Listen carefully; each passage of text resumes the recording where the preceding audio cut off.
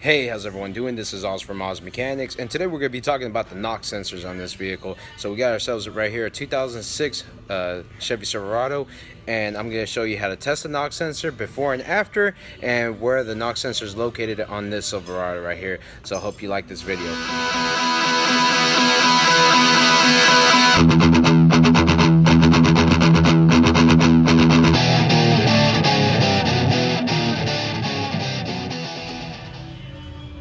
Alright, so right here we have a 2006 Chevrolet 5.3 liter Vortec engine, and the complaint that we have right here is that both knock sensors are bad on this one. We have a code on it, and normally speaking, I've changed plenty of these knock sensors out, and what goes bad is that they start getting rusted in the little area, the little cavity where it sits in, and the wires messes up and all that. So what we're going to do, we're going to change out the two knock sensors, wiring harness, and the intake manifold gasket, and go ahead and change out the throttle body gasket as well.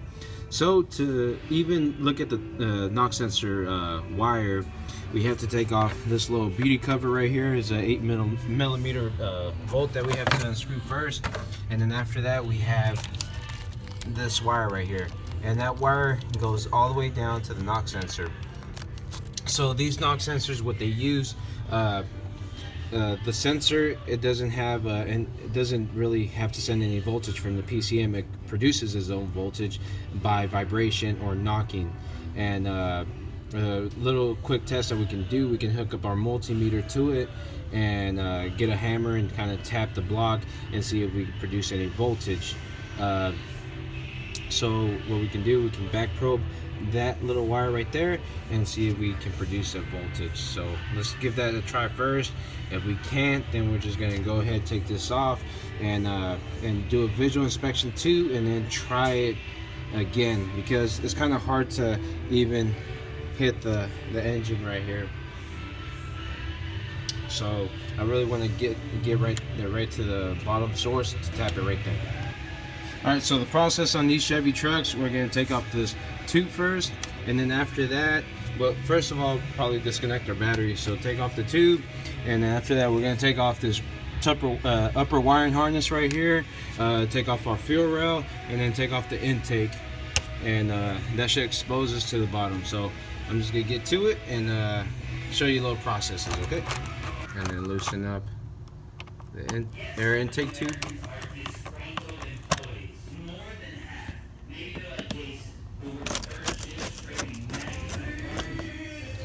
Okay, once you take this off, put this to the side, and just to let you know, this is one of my favorite songs right here. Alright, disconnect this. So you get a pinch off right here. Disconnect that, and after that we're going to attack the wiring harness.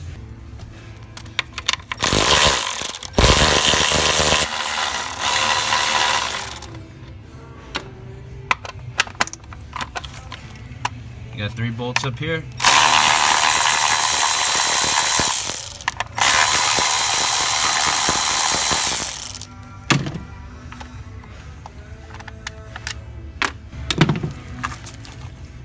And then while you're back here, loosen up the clip on the mass airflow, or the map sensor actually. Be careful with this one. There you go. And we can loosen up the clip right here on the actual knock sensor. We can put that aside. So next, we're gonna loosen up the 4 bolts to the actual fuel rail and pull that sucker off.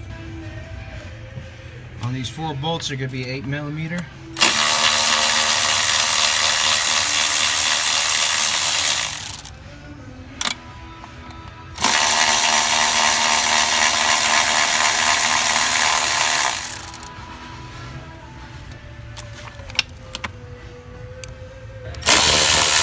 So there you go, it's pulled up, and now what we need to do is get the pick in the bottom, and there's this little black clip right here. Once we pull this black clip frontwards, now we can lift this up.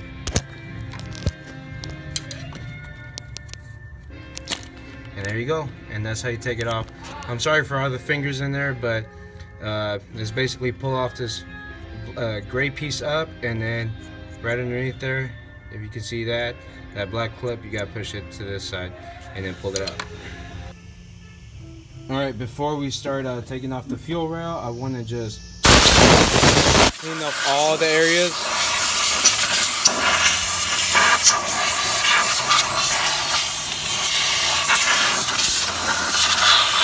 And what we're doing, we're just cleaning up all the areas right here. I don't want to get dust into the cylinders. So as soon as we take off the fuel rail, that's going to be exposed. So I just highly recommend cleaning all the areas around there nice and tight. So it's going to be nice and clean when we get in there. Next step, before we actually remove this fuel rail, we got to loosen up this hose right here. So we're going to use a special tool to take it off right here, because we do not want to break this hose, and we need that quick connect to remove the quick connect.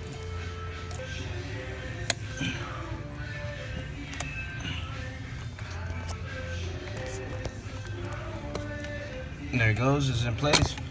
Be careful, you're going to have residual fuel in there. And then after that, remember, we got to pull off this little hose, and then that'll be ready to take off. Alright, now that our hose is off, we want to move everything to the side to get it ready to pull out the fuel rail. So what I do is just lift up one side,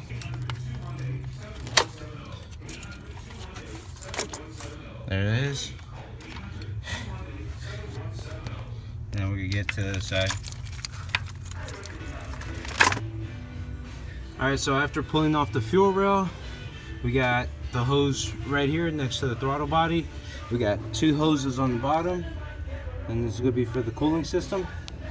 And then we have our brake booster hose that goes back here. That one's going to be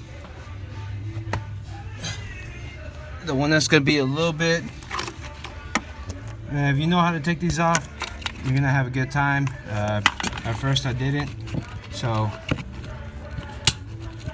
what I'm going to show you is that back here there's a little clip.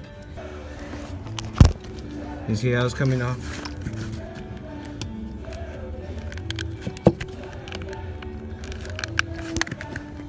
So push this back, and while you're pushing that back, you push this to the firewall. So red back, the hose fell down, but as you can see, is out. And then we just can lay this to the side. All right.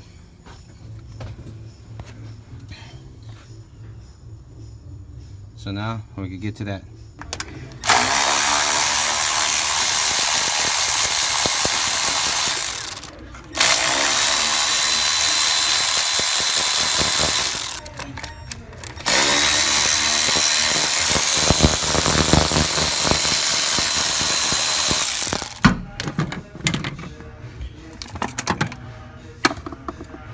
And basically make sure that this is free of everything. Even make sure that the knock sensor wire is out, so it doesn't catch up on anything. And basically it's free to come out. Alright, so I'm going to lay the camera down because this is a hard process. I want to make sure everything's good. Alright, as you can see, there's the intake manifold, and this is the valley right here, or the galley, or whatever you want to call it.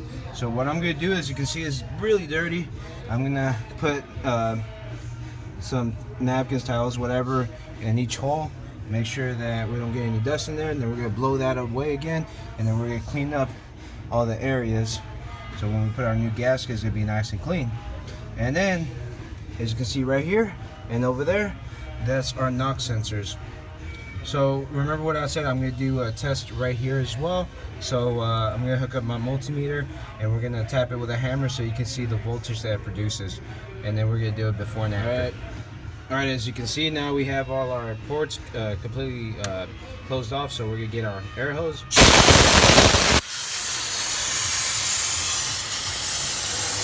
clean this off. Alright, so right now what we're going to do, we're going to test the knock sensors. And what the code was showing, it was showing that number 2 knock sensor was a bad one. So if right now we have a back probe right here, and we have a negative to ground. So what we're supposed to do, we're supposed to see just a little bit of a jump. So you can see it's not producing anything.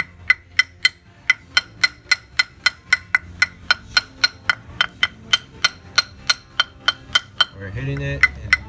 And, so now we're going to switch up to the other knock sensor. Alright, so there you go. We are connecting the next one. And we're going to... you can see that. As you can see... Bro, David, your wrench isn't that small. Tapping, we're creating a small voltage spike. Alright, so now we're going to hook up the brand new ones, and I'm going to show you that process. Alright, to get to these knock sensors, it's pretty easy. Just pop it open. And it's kind of hard to actually pull these off without breaking them. So what I use these little hose clamps. And there you go. What you're supposed to do is basically pinch them from these two ends like that, and they'll come off.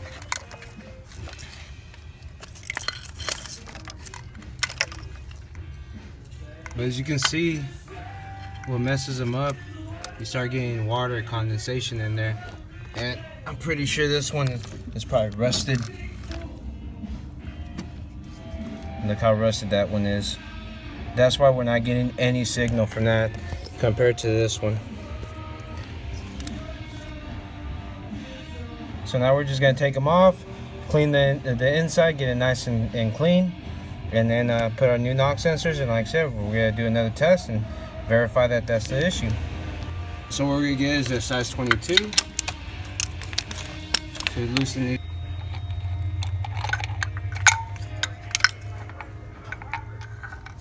So that's one of the knock sensors. Looks fairly new. And we're gonna go to the one that's all messed up. And look at this one. Think about this. This has to produce its own voltage by a vibration or a knock. Yeah, with all this rust and resistance, that's not gonna happen. So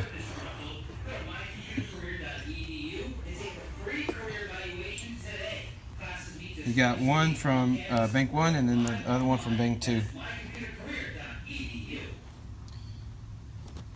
So what we're gonna do, we're gonna change them out for the brand new one. And the brand new ones, I'm getting AC Delco, original ones. There's a part number if you want it, 1258 98 67. And for the wiring harness, I got a Dorman knock sensor there. Now we're gonna tap it. As you can see, producing that voltage. And now we're gonna switch it to the next one and see if it does the same thing. So we tested at one knock sensor, now we're gonna test at the next one.